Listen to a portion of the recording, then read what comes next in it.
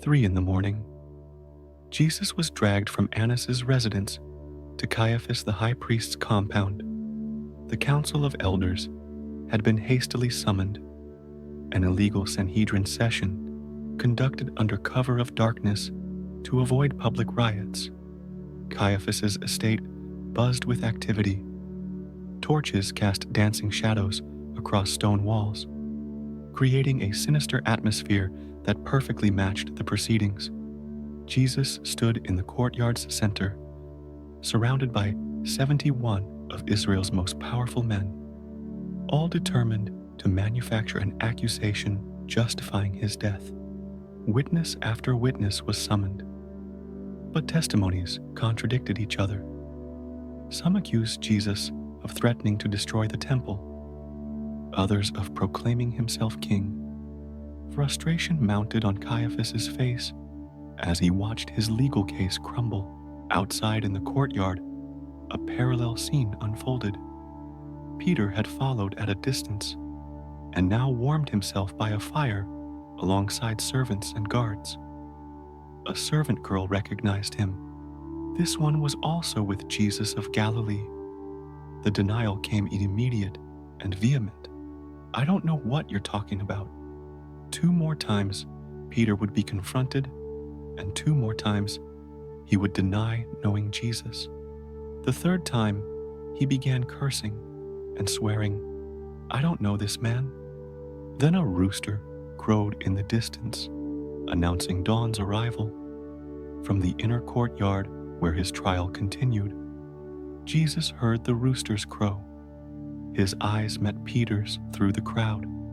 There was no accusation in that gaze, only a profound sadness that shattered Peter's heart. The disciple fled from there and wept bitterly. Betrayal hadn't come from Judas alone. Finally, Caiaphas had an idea. He rose solemnly and asked the direct question, "I charge you, under oath, by the living God, tell us if you are the Christ, the Son of God." It was a moment of absolute truth. Jesus could lie and possibly save his life, or confirm who he was and seal his fate. "You have said so," Jesus responded, his voice echoing in the tense silence. "But I say to all of you, from now on you will see the Son of Man sitting at the right hand of the Mighty One and coming on the clouds of heaven." The reaction was explosive. Caiaphas tore his robes, a dramatic gesture of horror at what he considered blasphemy. "He has spoken blasphemy. Why do we need any more witnesses? You have heard the blasphemy. What do you think?" The response was unanimous. "He is worthy of death." But there was a problem. Jews couldn't execute the death penalty under Roman occupation. Jesus needed to be taken to Pilate, the Roman governor, and a religious accusation wouldn't suffice.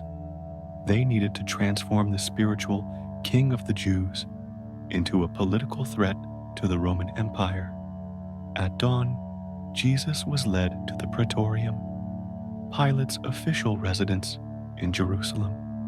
The Roman governor, clearly irritated at being disturbed so early, came out to meet the Jewish accusers who couldn't enter the Gentile building during Passover.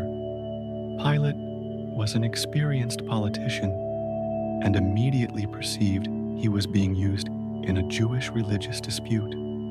His questions to Jesus revealed a man intrigued and strangely impressed by the prisoner's dignity before him.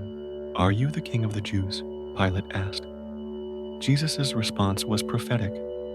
"My kingdom is not of this world.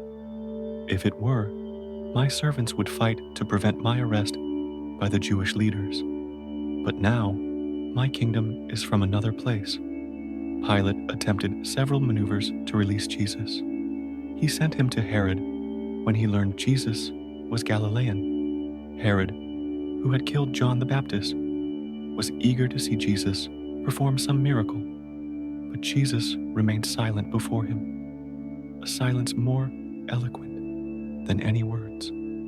Back with Pilate, the governor tried using the custom of releasing one prisoner during Passover. He placed Jesus beside Barabbas, a murderer and revolutionary. Surely the people would choose Jesus. But the religious leaders had worked the crowd during the night. Which one do you want me to release to you? Barabbas or Jesus, who is called the Christ? The answer came as a roar. Barabbas! What shall I do with Jesus? Crucify him! Crucify him!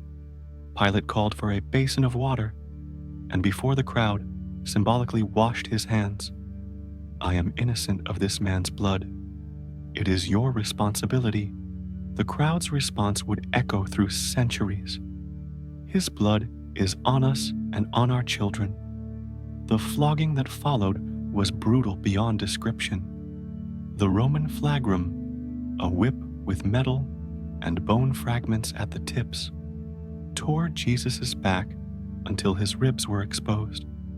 The soldiers, bored by execution routine, decided to have some entertainment. They threw a purple robe over Jesus, wove a crown of long thorns, and drove it into his head. Blood streamed down his face as they bowed in mockery. Hail, King of the Jews! Then they spit on him and struck his head with a staff. When Pilate brought Jesus back to the crowd, bloodied, crowned with thorns, nearly unrecognizable, he hoped to awaken compassion. Behold the man. But the bloodlust only intensified.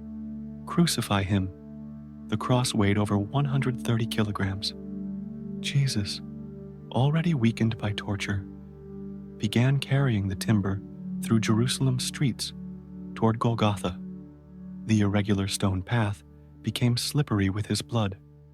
When he collapsed under the cross's weight, soldiers forced a man named Simon of Cyrene to carry it.